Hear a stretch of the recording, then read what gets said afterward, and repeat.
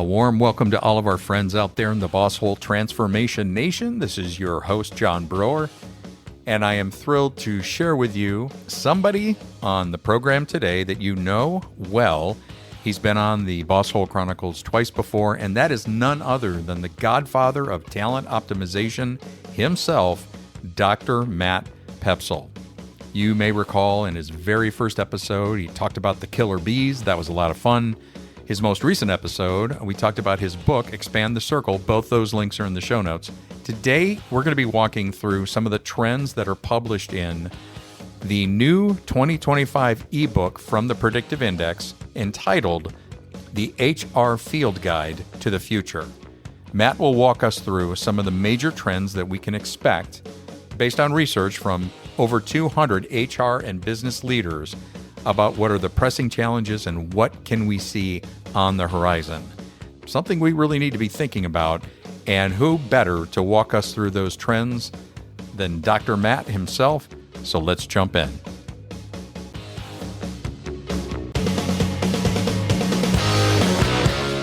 The Boss Hole Chronicles are brought to you by Real Good Ventures, a talent optimization firm helping organizations diagnose their most critical people and execution issues with world-class analytics. Make sure to check out all the resources in the show notes and be sure to follow us and share your feedback. Enjoy today's episode.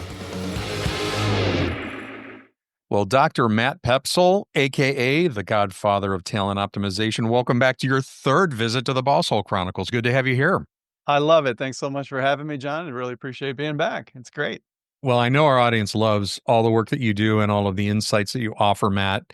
And really what prompted this conversation was the publication of PI's HR Field Guide to the Future.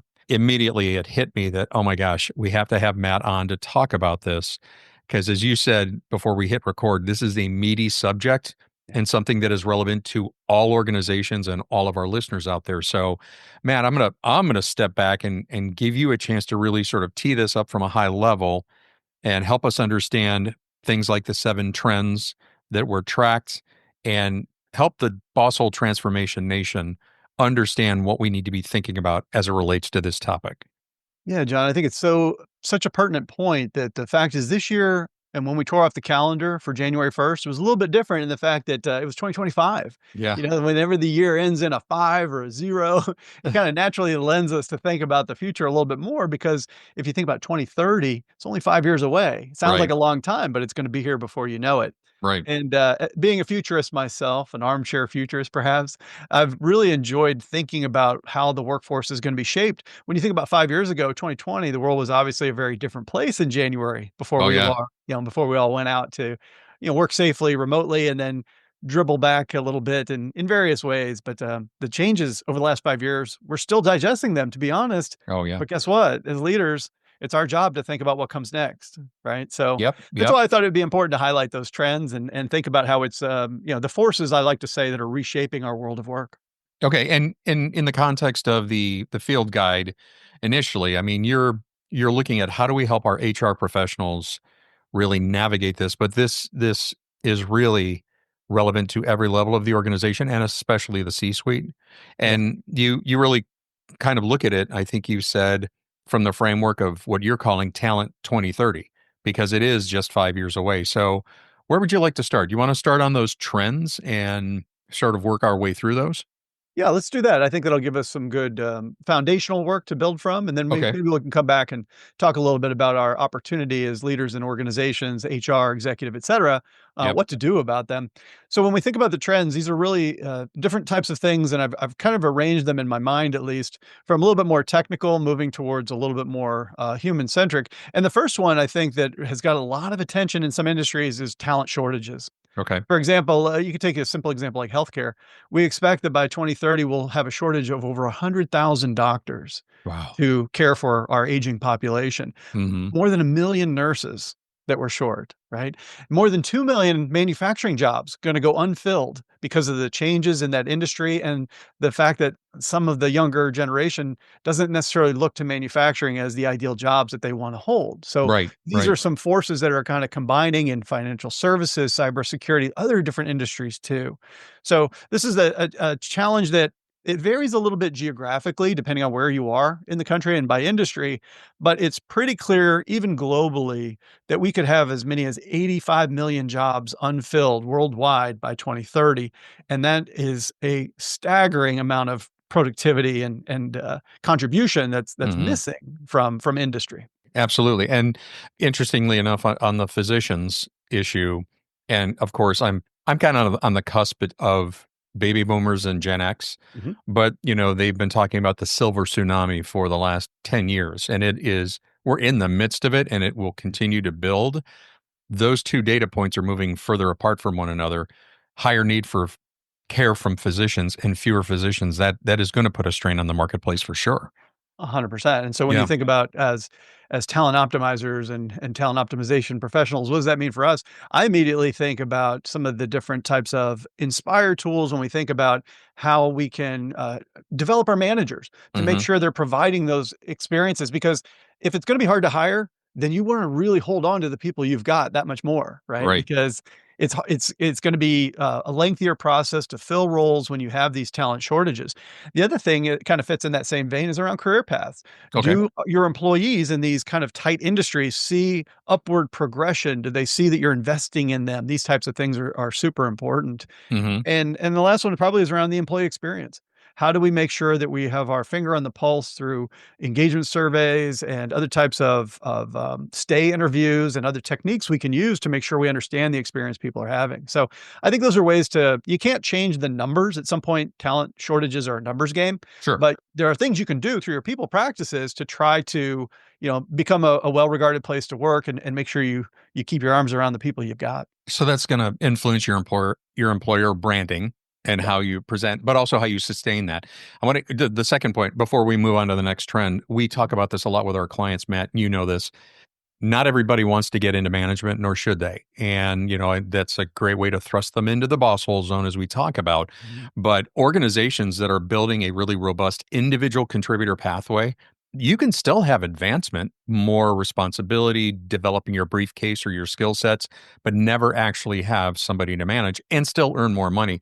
I think more and more organizations are realizing they have to have this because the pathway to into management and supervisory roles actually is pretty narrow, and it should be reserved for people that one have a desire to do it, are wired to do it, and are prepared to do it. So I think that's really helpful, and that is a trend that if organizations are not sensitive to, they're going to find themselves losing talent to organizations that do have it. Yeah, good. 100%, and I think what a lose-lose to take somebody who says, "The only way I can make more money is to manage people, even though I don't really want to," Right. and when they're not good at it and we don't invest in them, it's just everything gets worse. It So I love does. what you're saying there, John, is like, let's recognize that individual contributors in highly specialized roles create a ton of value and need to be Hmm. paid fairly and see and be recognized for their contributions too. That's a great example of how to keep, all that knowledge, all that talent in place. Otherwise, the results, if it was hard before, it's gonna be really hard in the light of these shortages. Oh, for sure. Okay, well, what's the next trend?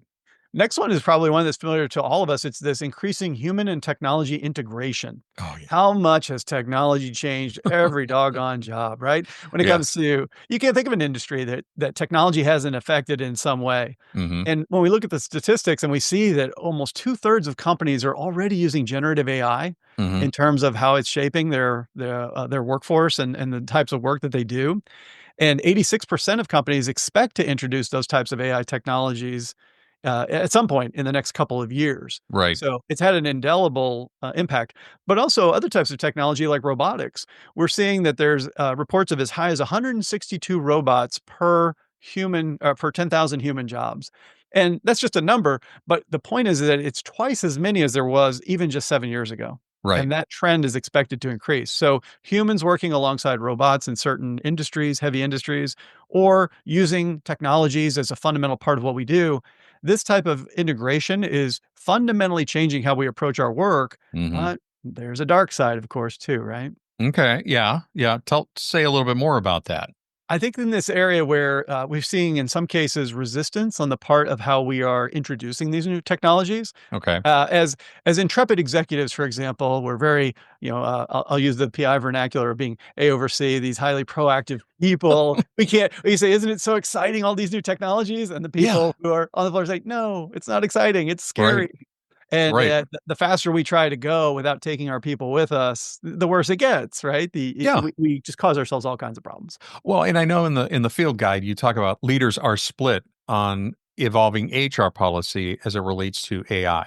Yeah. And I can see that. I can absolutely understand that. So in other words, our people developers have to understand that this is something that's present. It's not going to go away. How do we leverage that within the workplace? And because you're a futurist, Matt, I obviously you are familiar with the term the singularity. Mhm. I find that fascinating, but or a layperson's interpretation is the rate of technology is speeding up every single day, exponentially so. Well, this is, I think, where people go to the dark side, where it will take over. I mean, am I kind of defining singularity adequately? Yeah, it's about the pace and the trajectory that we're on, and I Yeah. think that what's happening in the here and now is that people are having different reactions to it. Some are interested in the novelty of it. "Oh, man, look at all these cool things I can make generative AI do." Others Right. are looking at productivity gains of saying, "It's actually helping me do my job better Right. in some ways because of it." And others are fearful about what it really means, and what does it mean to be human? I think there's the reality that we tend to dehumanize the work if we let the machines take over things that should be reserved for people, right? Yeah. So, it's one thing Yeah. if you take if you're not a strong writer and you ask an AI tool to say, "Can you tighten up my writing?" That's one Yep. thing. But if you say, "I have to have a really difficult conversation with somebody, can you do it for me?" Right. You're crossing over at that point. I cannot emphasize enough how our customers that have now moved over to our new software within Predictive Index Mhm. and the AI that's in there in terms of job ad optimizer, creating a job target and then optimizing your job ad, that's all driven by AI. And also within our Perform module, how it helps managers provide more effective feedback based on data input and what they hope to accomplish with their individuals. It's not abandoning who you are, it's helping to enhance or bridge a gap in what I think is a helpful way. Yeah, So I think when people can embrace that, it just becomes a little bit more approachable. Okay, that's totally, awesome. That's awesome. totally. What's next? This one's a little bit different, and I call this one the liquid labor market. Goes by different terms if you think about flexible work, if you think about gig work, sometimes we call it, which is Right. basically freelance work. It's always been around. People have always had sort of part-time or contract roles, for example, within business. But Mm, what has really changed recently is the transparency, the technology, the shift towards virtual, the increasing specialization of certain types of jobs mean that there's this move towards flexible work arrangements in a much bigger way than we've ever seen before. sure. Sometimes, for example, we're noticing that more than a third of Americans do some sort of gig work. And a lot of times that's to supplement their normal main source of income. Yeah, And so they either have a little bit of extra time and life is expensive, let's face it. And maybe they have the capability to go and to have a part time type of work through this flexible arrangement sure. through either one of these work platforms like Fiverr or Upwork, or there's a few Pinterest others. or yeah, 100%. yeah, And so that type of work is really important. But the question becomes then from the employer side, what's the advantage?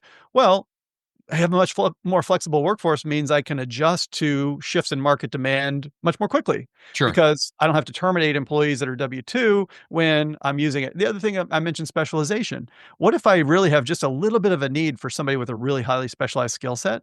Hmm. Maybe I don't want to hire that person outright or ask somebody to learn that skill. What if I want to go to, a freelance or an independent contractor who's already got the skills, plug them into an existing full-time team of mine and let them and do good work together. Hmm. The questions that raises for us as people Hmm. is what responsibility do we have for the welfare of these independent contract workers? Do Sure. we want to assimilate them onto our teams through the traditional forming, storming, norming kind of things? Hmm. Do we have a responsibility to make sure that they're not overstressed or worked out? Do we want to provide their behavioral profiles to one another too, so we know how best to work to each other? I encourage us to say yes. Yeah. Yes, because they're a fundamental extension of our team, and we should, stop short of providing legal advice, obviously, and Oh, employment yeah. law. But I think that in terms of team dynamics and behavioral dynamics, I'm very much a fan of treating them like an extension of a team that they are. Oh, and we've done that at Real Good Ventures. I mean, with contractors that have been part of our process, if you will. Maybe not on a day-to-day basis, but we will we will use the behavioral assessment and share ours with them because I mean, otherwise you're just guessing. So why not take that mystery out of it and make sure you understand the people with whom you're working? I totally agree with that, Matt. I absolutely, absolutely. And you think about it, even a small to mid-sized business is going to have multiple contractors who are doing meaningful work Yep. alongside their teams. What do you think that looks like at, mid to large size organizations? You're Yep. talking about a lot of contract and flexible work, and it makes good sense, but not if we're not going to approach it the right way. I think this is a trend that's only going to increase by 2030. You're going to see much more specialization. And the other thing is a lot of these independent contractors are making lifestyle choices. They want to Hmm. live where they want, the flexibility that they want. They're perfectly fine being 1099. And there's an entire group of vendors who are working to support these types of groups with either access to healthcare that's affordable through group programs, all kinds of things that make the gig lifestyle and the contract lifestyle even more tenable than it ever was before. Yeah. So this is a trend that's going to continue. All right. I think we're on number 4 now. Is that correct? We are. We're Okay. up to something you've already touched on a little bit here, which is the generational drift. Every time we see with every passing year, the workforce gets a little bit older, and that just Hmm. means that we have to be aware of these generational differences. A fun statistic I saw was that, and it makes total mathematical sense, 100% of baby boomers will be over the age of 65 in 2030. An Oh, yeah. entire generation that will be over the age of 65. And, it's pretty incredible to think that, this is a generation that was very large, right? The Hmm. baby boomers, Yep. and, in some cases has entered retirement, but realized that healthcare has led to increased longevity, Right. but it's expensive, and who can afford to retire and live indefinitely, right? Yep. And Yep. so a lot of them have come back into the workforce, and I call them baby boomerangs Mm. because they left but came back, Oh, I like and that. That's and good. the reason is but they're coming back on their terms. They're not gonna work, the same way that they did when they were, 20 years ago. Yeah. Yeah. Yeah. Yeah. Yeah, it makes total sense, and so now all of a sudden, though, when you're a millennial manager and you have a part-time boomer who has really sophisticated experience and expertise and can be a mentor, Yep. but you also have Gen Z on your team, yeah, like, you're in the middle of that, and you're the Oh, yeah. manager, so guess what? You better figure it out. Millennials, speaking of which, largest, component of the workforce today, based on their size and based on their current, position in the lifespan, 35% of the workforce is millennial Mm. today, Okay. which is, makes sense. These things, tend to happen. But when you think about Gen Z, there's actually more Gen Z than boomers in the workforce right now. And, Oh, are there really? Okay. yeah, even though Okay. it's a smaller generation based on the, amount of them that are still of working age, Right. have gotten to that adulthood age where they're, working in that way. They're starting to take over. That just happened last year. They crossed over to be a little bit larger in terms of workforce participation. And, unlike the boomers, more than 3/4 really prioritize work-life balance. And, Yes. that's something new, right? That So is huge. Yeah. We just had, and I'm going to put this in the show notes. We just had Carrie Williams. I met Carrie a couple of months ago. She's here in Columbus. She and I co-presented to EOS group. A friend of ours, Roy Getz, is an EOS implementer here in Columbus. But she talks about at her work at Doyle HCM. She talks about the different generations, and she was on specifically talking about Gen Z. And the whole point was just get ready. It was entitled Gen Z's Power Move because they are a very significant influence in the workforce, not only by numbers, but also in terms of what they need. And they are the first generation that has had technology from the day they were born. Mhm. And so it is an entirely different way to work and think about work, and our managers and supervisors need to navigate that. And I can appreciate, like as you said, for our managers that are in their 30s or 40s right now, they're dealing with two ends of the spectrum, Definitely. and that can, well, no wonder that we can see some burnout in that level if we're not careful. Yes. Very Yeah. true. And I think it's one of those things where this always happens. Every generation, including the Sure. boomers, brought new values into the workplace when they entered the workforce. Yep. And but so this doesn't that part's not new. But I think that the reality of understanding what it takes to manage such a multi-generational workforce is Hmm. really important. And while it's not a workforce issue just yet, by 2030 we will start to see Generation Alpha entering the workforce. Yeah. This is the first generation that was born exclusively in this millennia, so 2010, Okay. and the iPad generation, sometimes they're called. And so you talk about access to ubiquitous technology, right? Right. And in fact, John, here in 2025, we've had the first generation beta baby born. So even the next generation after Alpha is it's on the planet now. it's on the way. Going to be a Oh while my. before they join the workforce, we hope. Yeah. But I will just be making the retired, point. or maybe like permanently retired by that time. But go ahead. Go You ahead. just Yeah. never know. But You the never know. point being that the change is constant. So any temptation we have as boomers and Gen X people, you tend to leading organizations to dig in our heels and say other people have to be like us. They have to take our ideals. They have to have our approach to the amount of work, the type of work, the reason to work, all these things. That's not leadership, right? Leadership is Right. about the mission and it's about the other people. So we have Yeah. to recognize that this is always shifting, and I like to use those realism and the statistics behind it just to remind ourselves that we're all on a moving treadmill here. Absolutely. Okay. Take us on to the next one. Well, so you can see how we're moving from some of the more technology and demographic items into some of the more human centric ones. Right. And the next one I like to talk about is something that I call wholeness at work. So we've seen this tremendous amount of intense interest in things like DEI as well as workplace wellness. And we Hmm. know, for example, that wellness is really a priority, for example, for Gen Z and millennials who are considering employment decisions. They'll Right. look at the wellness aspects of the benefits package and see that that's really, really important.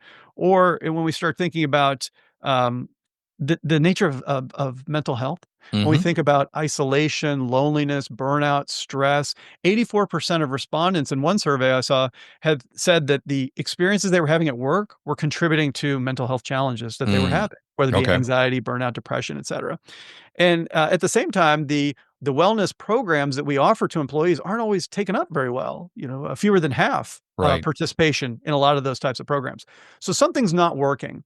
And I predict, and this is just my own personal prediction, John, that the nature of inclusivity when it comes to DEI and Hmm. when it comes to the nature of well-being itself within the workplace, I Hmm. see these being two parts of a whole, and that's why I use the term wholeness. I think that the reality is that we feel hollow when we feel excluded. We feel hollow when we feel not at our best because of the conditions that we're in. Sure. And I think that employers have an opportunity to play a supportive role in these things. So that's why I like to think about by 2030, I think we'll see a reconciliation of a lot of the challenges we're having in the workplace today in both of those areas. Yeah. And they may combine towards something that's like, let's get the human part right. Yeah. And is it safe to say let's get the human part right and move away from the political division that it's created? Toward the end of 2024, we had Dr. Sandra Upton on the podcast, and she is a featured speaker and author on DEI. And I presented her with a challenge and I remember years ago when this whole idea of inclusion and belonging was starting to take hold, that it's really been the whole DEI thing was hijacked and became something very different than I think what people had intended. And I think that's why it's such a hot button now. But I told her, I said, the word that always, and you just said it, the word that always resonated with me was inclusion. And I always thought about it, if we go back to traditional command and control, boss hole type of workplaces, it was if it's like an aperture on a camera. It was very narrow. I'm focusing on a few people and I pick my favorites. And we've seen that statistically when there is disengagement is because managers are focusing on favorites. They're just on specific players. But what I'd love to see is that aperture opening and Mhm. realizing that you can have inclusion and merit at the same time. That Right. there is a wide world of people that are very capable of doing this work. The idea of inclusion and merit do not have to be mutually exclusive. Does that make sense? It makes total sense, and Yeah. I think, you had me on before, and I was talking about the book that I had written, where I cover fairness specifically, and also bring in aspects of personality difference when it comes Yep. to behavioral differences. If I'm a very domineering type person, and I'm going to give the choice work assignments to other domineering type people, regardless of the nature of what that work assignment requires, Yeah. that's not being inclusive, right? That's Right. not having a level playing field. And the same is true with neurodiversity. We're Hmm. seeing more and more neurodiversity in the workplace and not acknowledging that people have different learning styles, for example, or communication preferences, Right. and just communicating the way that I'm most comfortable with. Again, that's not leadership. And certainly not enlightened leadership in my view. Yep, that's true. And by the way, um, I'm going to make a plug for that book, Expand the Circle. That link will also be in the show notes. Okay, number 6. So we'll move on to something that I call corporate backlash. There's this tendency that we're seeing, especially among younger generations and even post-pandemic workers, to move away from some of the, I'll just call it big company kind of mentality. What Hmm. we're seeing is that larger organizations tend to have two challenges that don't make younger workers and post-pandemic workers naturally want to work there. One, it comes down to autonomy. Do I have say so over how I approach my work? Do I feel like I can do it unencumbered? Can I have the flexibility I need? And the other is impact. Can I see how the results of what I do every day are showing up in Hmm. the things I care about in the world, in our products or services, and not just being part of a number, part of a cog in a machine, right? Right. And so the other thing that shows up in this is this backlash against what I would call hustle culture. Hmm. So where it's like work, work, workaholism all the time, and whether it's TikTok videos or the way that people are kind of advocating for themselves when it comes to work-life balance, Right. we're seeing that that's kind of another backlash that we're seeing is people saying, "I want work to fit into my life. I don't want to just expense my life completely, for Right. the work." Yeah. And that's where you start to see that even executives. I saw a statistic one time that it's like 70% of executives are seriously considering stepping down from their roles in favor of something that's better work-life balance. Yeah. Now, they may not do that for a variety of reasons, but to even be thinking and contemplating, like, is this really all there is? Is this how I want to spend my next, X number of years? I think something has shifted, John. It has, and that's a healthy question to ask. And then you hear about the golden handcuffs. I mean, it's hard to break free from those, but if people want to find meaning and fulfillment, it may not be where you are right now at those executive levels, but that's really interesting. Okay.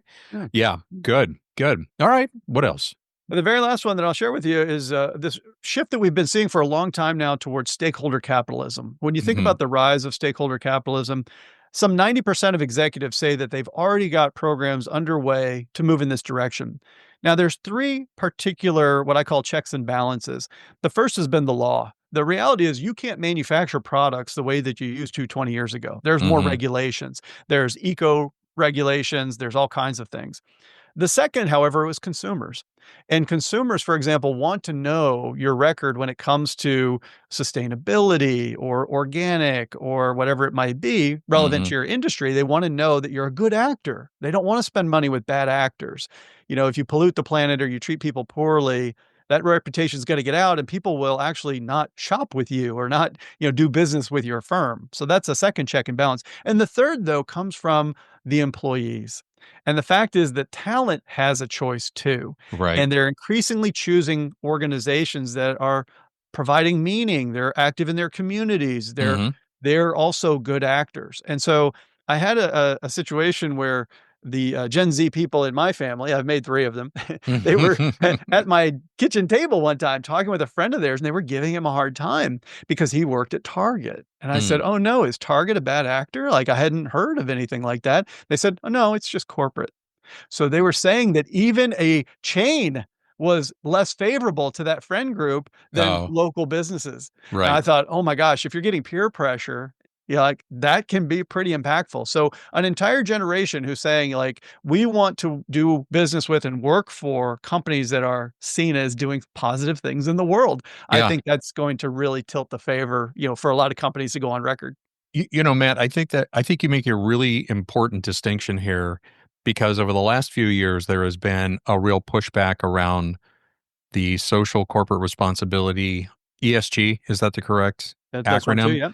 Where it was sort of artificially mandated through other lending institutions and so forth, the whole debanking thing, Yeah. which I don't support.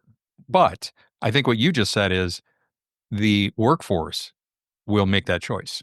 If, for example, you want to attract the emerging workforce or the right kind of people, they have a desire, they have a need to meet that, or that need needs to be fulfilled and met.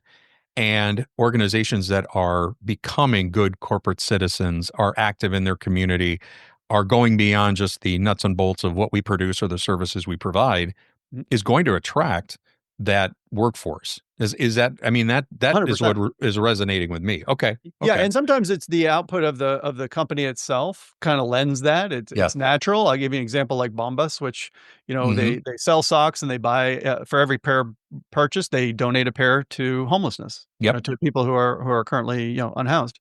And that's one thing.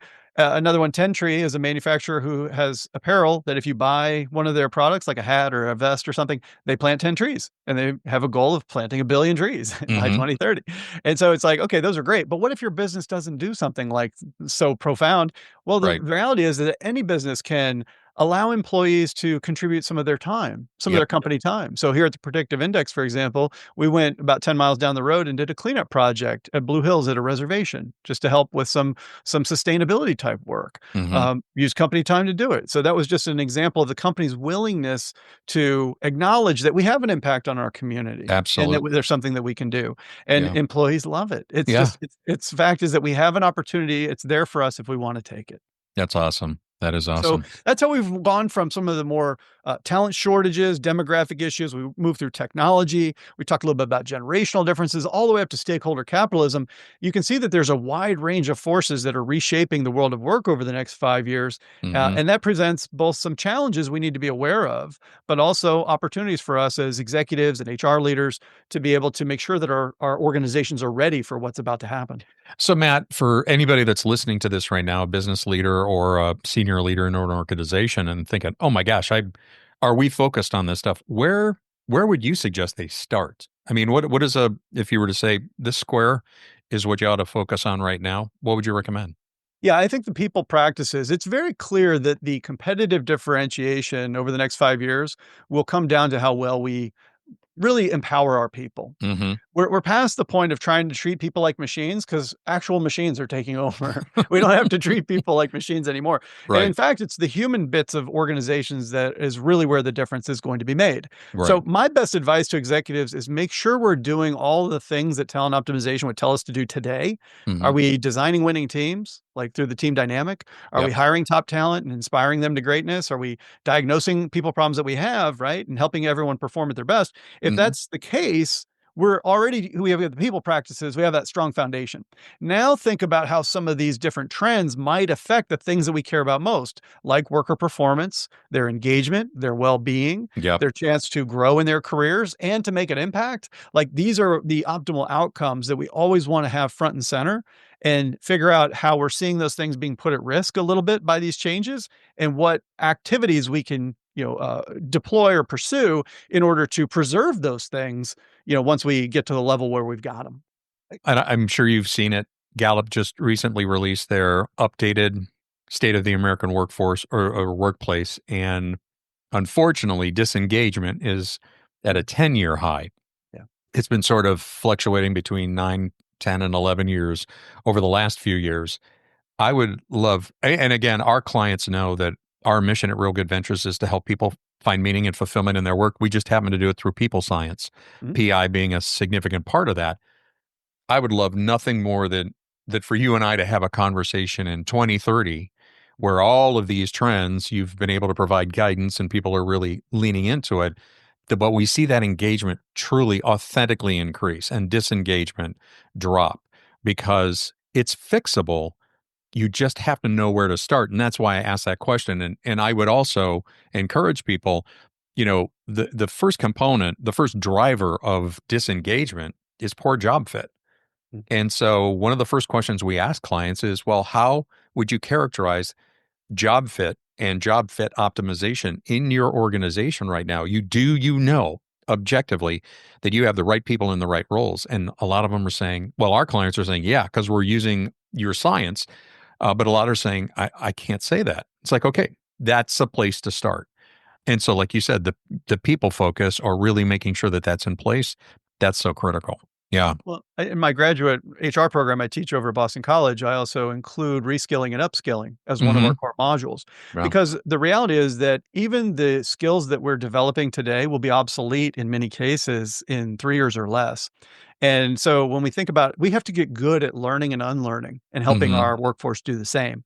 And to your point, it's what keeps engagement high. It's when I have a certain amount of autonomy because I have some say so over how I do my work. And I'm judged by results, not by dumb things. I'm judged by Right. smart things. But Right. also Right. that I have some level of mastery. I'm able to kind of feel like I'm growing and learning and flourishing in that way. And Hmm. that I experience purpose in the work that I do. I'm appreciated for the work I do. Yeah. And a lot of these things, John, that you're pointing out, they're fast and free. You can recognize others, you can help them develop career plans. Like it doesn't take a lot of time, but we have to want to do it. Hmm. And the thing that destroys the engagement you talked about is when we use outdated management practices and things that stopped working a long time ago. Yep. Considering that, think about our last 30 minutes, everything is changing. Everything is Hmm. changing. We have to change too. And if we're Yep. willing to do that and put people first, it's going to work out. If not, it's going to be painful. Amen. So true. Okay, so Matt, when thank you for the trends, extraordinarily helpful. But let's think about the people that are in these roles, or the who, as you like to say. Walk us through a little bit of that. Yeah, I think it starts with the executives. We have to think that our job as executives is to look further out than the workforce. They Hmm. may be working, for example, like your directors might be thinking a quarter out, maybe, a month out for some of your first line managers, whatever it might be. And the fact is, we have to think about what comes next so that we can navigate our organization. So for Hmm. executives to understand these trends, find out which ones are actually already starting to show up and which ones we have to navigate in order to have the long term health of the company. That's something that I want to make sure that all executives are doing, and be frank with ourselves where we don't have the agility, the capacity to change the way we want. How do we get there? That's an important one. Okay. For managers, too, I think it's really developing those strong relationships. If the future is people oriented, we've got to be people leaders, not task managers. Right. That's just not going to cut it anymore. So I think Hmm. that's important. And probably the biggest opportunity and what I get most excited about is the HR professionals because you're the people experts. Hmm. How do you use this recognition, this increasing understanding that the workforce isn't where it needs to be to, claim that seat at the table if you don't already have one, make a strong business case for getting the people part right, using tools and frameworks like the ones that we give you and that Real Good Ventures gives you all the time to be able to really have an impact Hmm. in a way that you've never had the opportunity before. That's where I think that I'm really excited about that mobilizing force that our HR professionals represent. We, we've talked about this for a long time. HR, our human capital, our human resource professionals, having a seat at the table. I love that imagery, but at the same time, I don't know if it's the velocity of change, but somehow I feel like there was a period of time, and maybe it was pre-COVID, where I felt that place at the table was more established, and then things just sort of erupted, and we kind of lost sight of that. I don't know what your thought of is there. I mean, I'm totally on board with it. I want our HR professionals to become talent optimizers and Mhm. understand they are such a critical catalyst in all of this. What have you seen about, getting to the table or being sort of held off from the table lately? Yeah, the best in breed businesses preserve that critical role of HR as a strategic driver, Yeah. and they saw well enough to do that. Some of the lesser performing companies, however, felt those economic headwinds. They felt just the disruption of the change Yeah. and started doing unnatural things like forcing people back to work or being more transactional in the business, more technical with their approaches, laying off thousands of people at a time to make a spreadsheet look a certain way. All those inhuman kind of things Sure. and so that there's a chance for them to rebound as well by restoring that place at the table. And in fact, one of the most important mindset shifts that I would encourage all HR professionals to take is to stop thinking about ourselves as human resources and Right. start thinking about ourselves as human potential. If Good. you consider yourself to be a steward of human potential and not just resources, it starts to help you understand my opportunity to rehumanize the business that is increasingly being dehumanized by the forces that we talked about. Yeah. The companies that will have the biggest challenges are ones that try to approach business from an overly technical, sterile perspective. Hmm. But the ones that figure out how to adopt all of these different technical aspects of an increasingly complex business, but not at the expense of the relationships and the human side, those are going to be the winners. So I really love that mindset of the shift from human resources to human potential. That's Love the it. much better mindset to think about how I can be a leader in the future of work alongside traditional business executives and managers. That makes me think of Patrick Lencioni's distinction between smart and healthy organizations. There you go. Smart, we've got the technology, we've got the operational details, we've got strategy. Healthy, we've got strong people in the right roles, morale.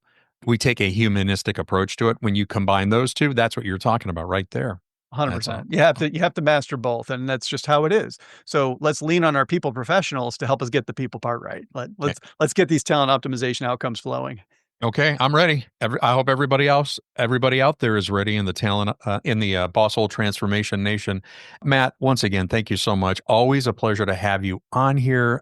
You're such an extraordinary person, and we just love knowing you. But also, your insights are really, really helpful. So, everybody, check the show notes. You will find Matt's previous 2 episodes in there. A link to his book, Expand the Circle, as well as a link to the HR Field Guide to the Future. Just get in there and start to digest this, but find your starting point and realize that we can do some extraordinary things in the next 5 years. But Matt, thank you so much. Always a pleasure, John. Thanks for all that you and the Real Good Ventures team does every day with your clients and beyond.